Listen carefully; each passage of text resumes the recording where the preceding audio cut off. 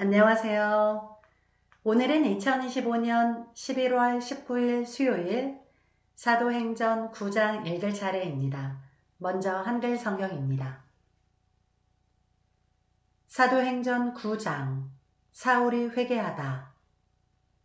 사울이 주의 제자들에 대하여 여전히 위협과 살기가 등등하여 대제사장에게 가서 다메섹 여러 회당에 가져갈 공문을 청하니 이는 만일 그 도를 따르는 사람을 만나면 남녀를 막론하고 결박하여 예루살렘으로 잡아오려 함이라.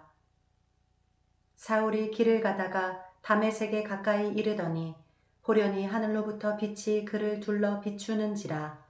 땅에 엎드러져 들음에 소리가 있어 이르시되 사울아 사울아 네가 어찌하여 나를 박해하느냐 하시거늘 대답하되 주여 누구시니까 이르시되 나는 네가 박해하는 예수라.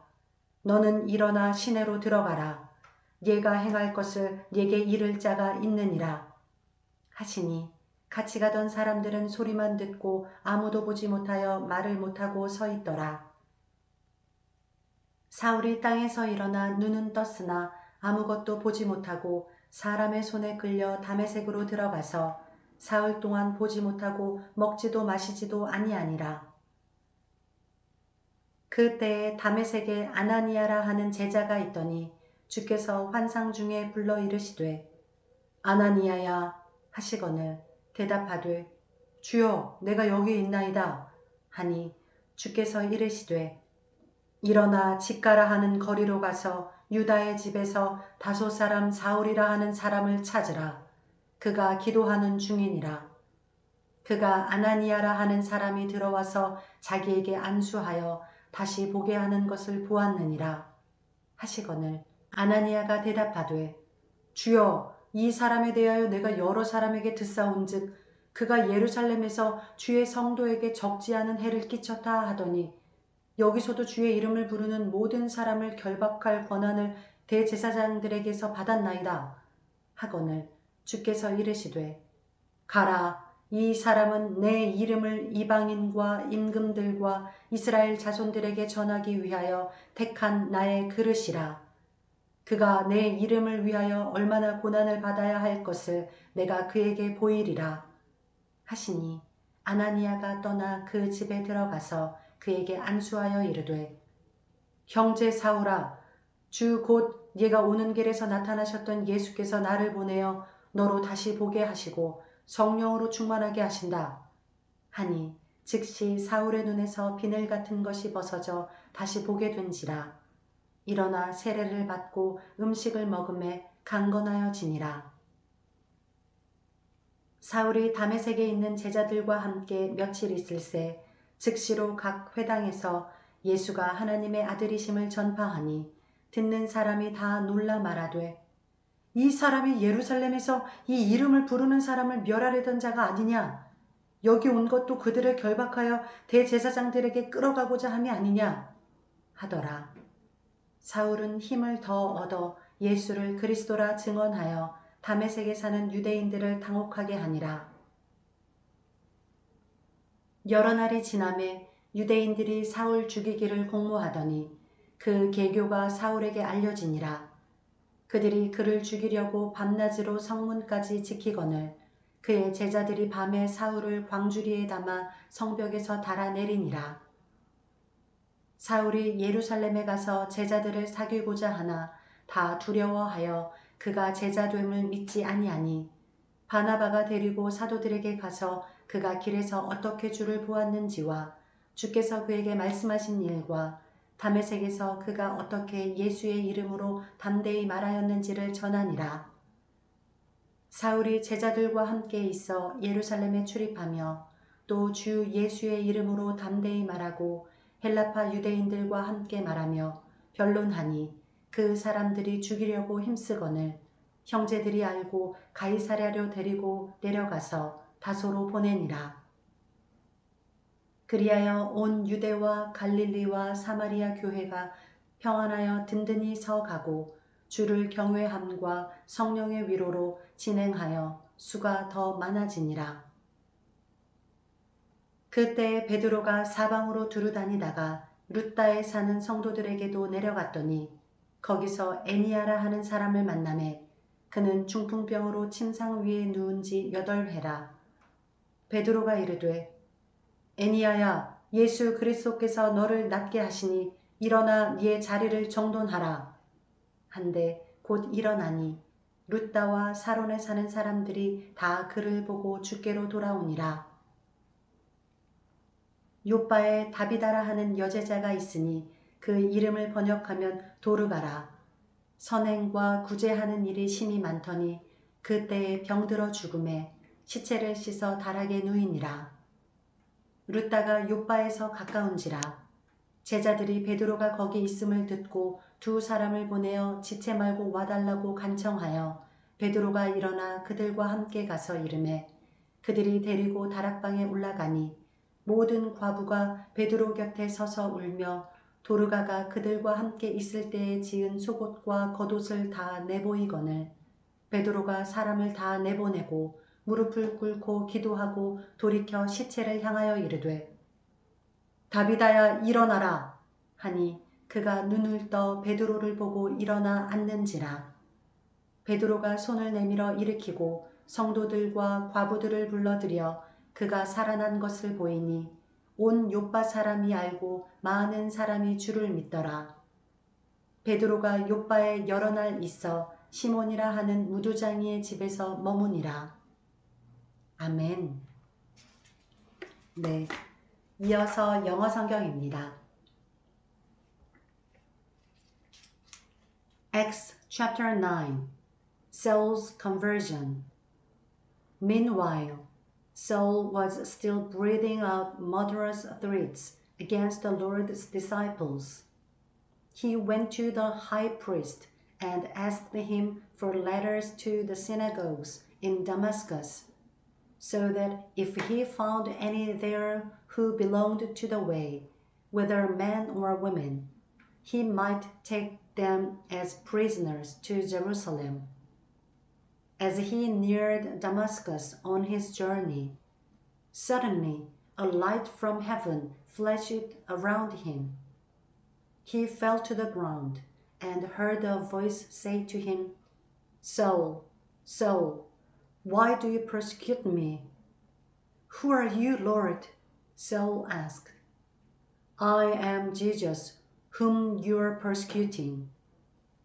He replied, Now get up and go into the city, and you will be told what you must do. The man traveling with Saul stood there speechless. They heard the sound, but did not see anyone. Saul got up from the ground, but when he opened his eyes, he could see nothing. So they led him by the hand into Damascus. For 3 days he was blind, and did not eat or drink anything. In Damascus there was a disciple named Ananias. The Lord called to him in a vision, Ananias. Yes, Lord, he answered. The Lord told him, Go to the house of Judas on Straight Street, and ask for a man from Tarsus named Saul, for he is praying. In a vision he has seen a man named Ananias come and place his hands on him to restore his sight. Lord, Ananias answered, I have heard many reports about this man and all the harm he has done to your disciples in Jerusalem. And he has come here with authority from the chief priest to arrest all who call on your name. But the Lord said to Ananias, Go, this man is my chosen instrument to proclaim my name before the Gentiles and their kings and before the people of Israel. I will show him how much he must suffer for my name. Then Ananias went to the house and entered it. Placing his hands on Saul, he said, Brother Saul, the Lord Jesus who appeared to you on the road as you were coming here has sent me so that you may see again and be filled with the Holy Spirit." Immediately, something like scales fell from Saul's eyes, and he could see again. He got up and was baptized, and after taking some food, he regained his strength. Saul spent several days with the disciples in Damascus. At once, he began to preach in the synagogues that Jesus is the Son of God.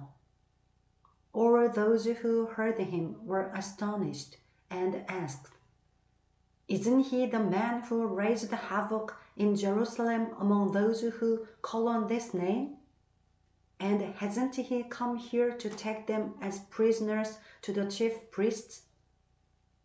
Yet Saul grew more and more powerful and baffled the Jews living in Damascus by proving that Jesus is the Christ.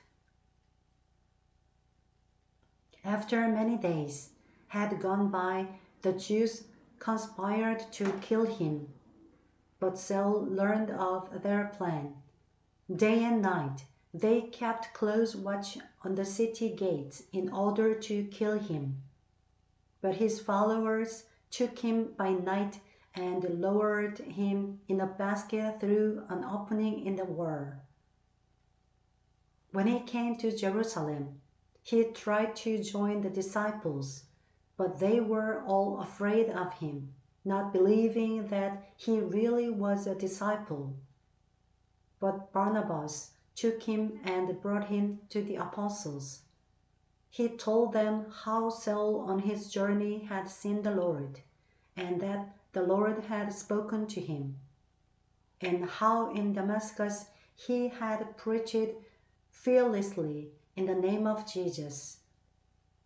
So Saul stayed with them and moved about freely in Jerusalem, speaking boldly in the name of the Lord. He talked and debated with the Grecian Jews, but they tried to kill him. When the brothers learned of this, they took him down to Caesarea and sent him off to Tarsus. Then the church throughout Judea, Galilee, and Samaria enjoyed a time of peace. It was strengthened and encouraged by the Holy Spirit. It grew in numbers, living in the fear of the Lord. As Peter traveled about the country, he went to visit the disciple in Lydda. There he found a man named Aeneas, a paralytic who had been bedridden for 8 years. "Aeneas," Peter said to him, "Jesus Christ heals you. Get up and take care of your mat." Immediately, Aeneas got up. All those who lived in Lydda and Sharon saw him and turned to the Lord. In Joppa there was a disciple named Tabitha, which when translated is Dorcas, who was always doing good and helping the poor. About that time she became sick and died, and her body was washed and placed in an upstairs room. Lydda was near Joppa, so when the disciples heard that Peter was in Lydda, they sent 2 men to him and urged him, "Please come at once." Peter went with them, and when he arrived, he was taken upstairs to the room. All the widows stood around him, crying and showing him the robes and other clothing that Dorcas had made while she was still with them. Peter sent them all out of the room. Then he got down on his knees and prayed. Turning toward the dead woman, he said, "Tabitha, get up." She opened her eyes, and seeing Peter, she sat up. He took her by the hand and helped her to her feet. Then he called the believers and the widows and presented her to them alive. This became known all over Joppa, and many people believed in the Lord. Peter stayed in Joppa for some time with a tanner named Simon. Amen. 네, 이어서 일본어 성경입니다.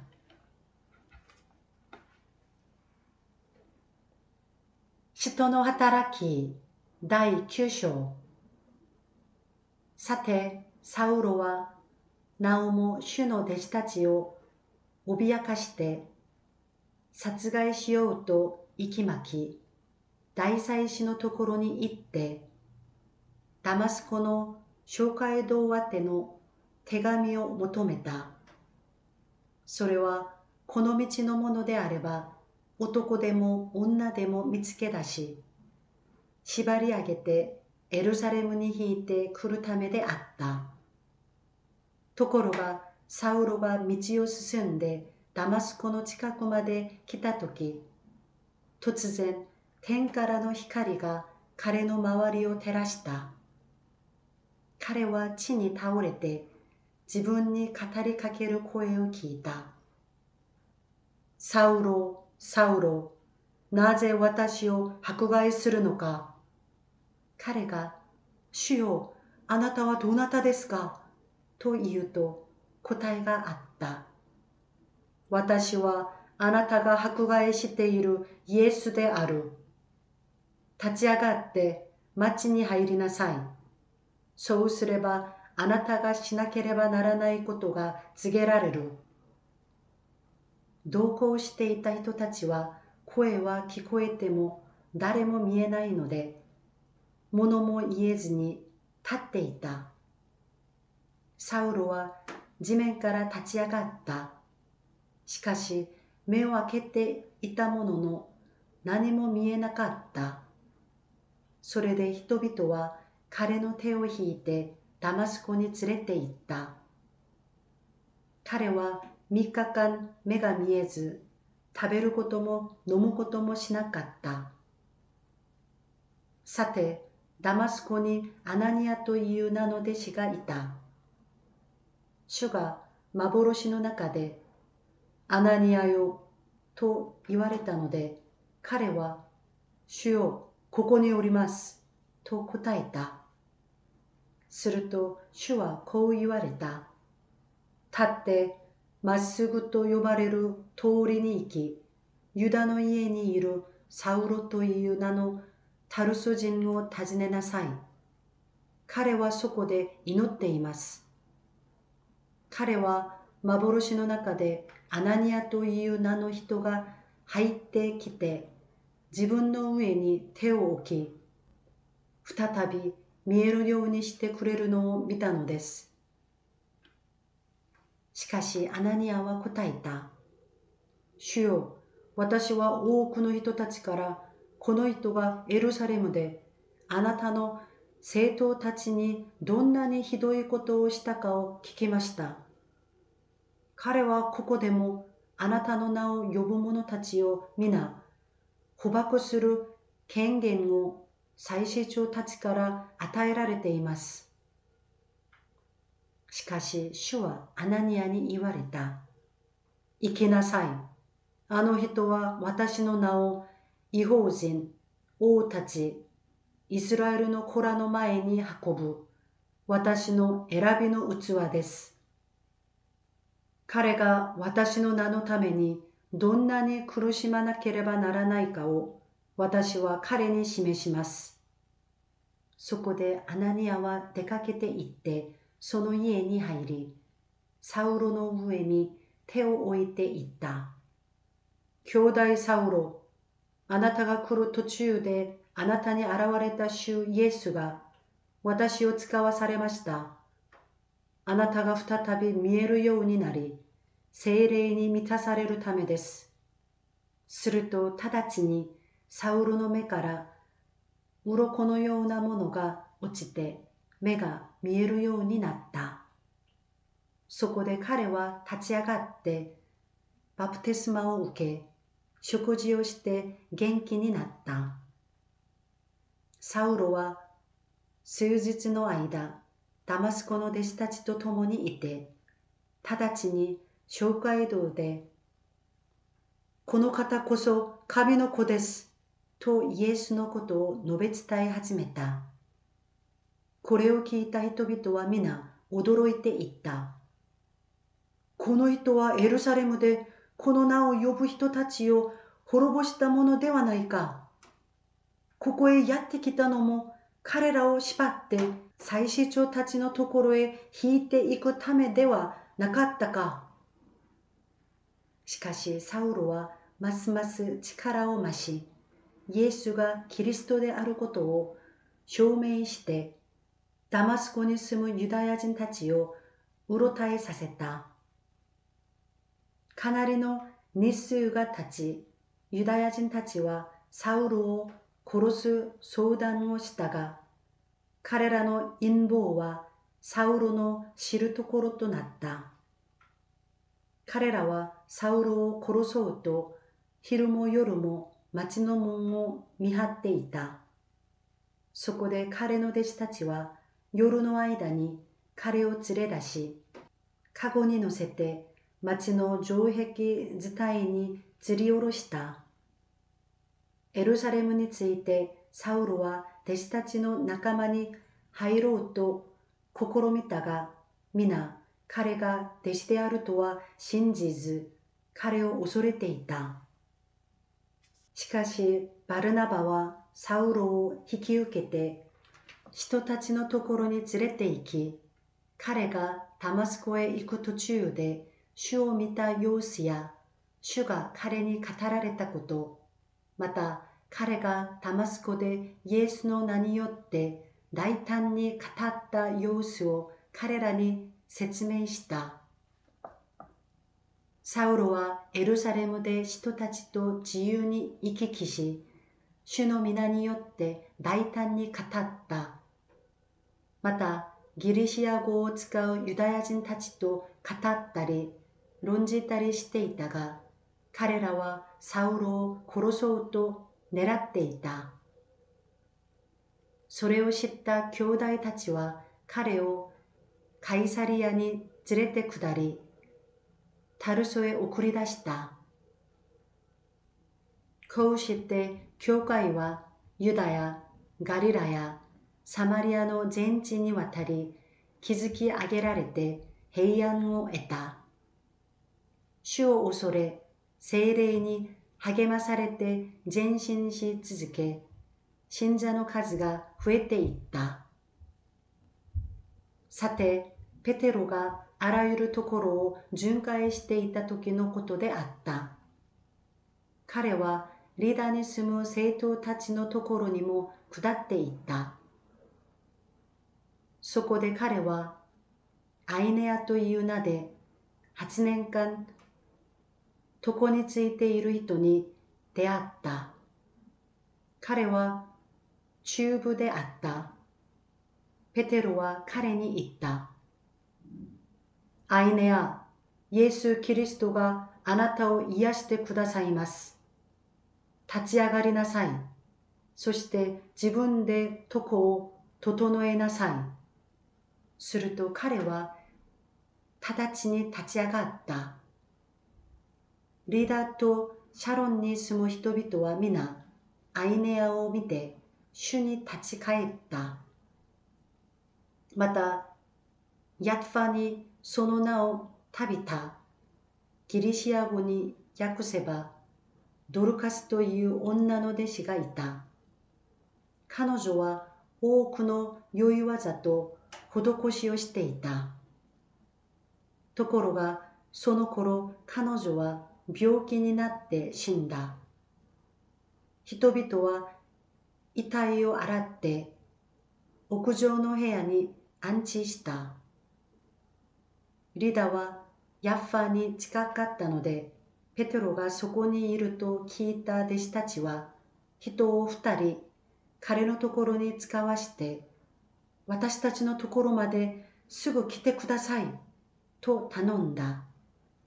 そこでペテロは立って二人と一緒に出かけた。ペテロが到着すると彼らはペテロを屋上の部屋に案内した。やもめたちは皆彼のところに来て泣きながらドルカスが一緒にいた頃作ってくれた下着や上着の数々を見せるのであった。ペテロは皆を外に出し、ひざまずいて祈った。そして遺体の方を向いて、タビタ、起きなさいと言った。すると彼女は目を開け、ペテロを見て起き上がった。そこでペテロは手を貸して彼女を立たせた。そして生徒たちとやもめたちを呼んで、生きている彼女を見せた。このことがヤッファ中に知れ渡り、多くの人々が主を信じた。ペテロはかなりの期間、ヤッファでシモンという川なめし商人のところに滞在した. 아멘. 네, 감사합니다. 오늘도 함께 해주셔서 감사합니다. 네, 오늘 읽은 본문에서는 많은 분들이 아시는 사울의 회심 이야기가 나옵니다. 다메섹으로 가는 도중에 예수님이 직접 나타나셔서 사울아 사울아 어찌하여 네가 나를 핍박하느냐 라고 예수님께서 직접 사울을 만나주신 장면이 나옵니다. 그리고 또 아나니아라는 사람도 예수님이 직접 나타나셔서 사울에게 가서 기도해줘서 사울이 다시 볼 수 있도록 해라 라고 하는 장면이 나왔는데요.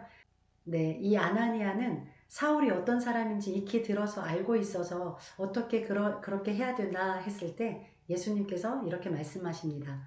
가라, 이는 내가 나의 이름을 이방인과 유대인들의 자손과 임금들에게 전할 나의 택한 그릇이니라 라고 말씀하셨는데요.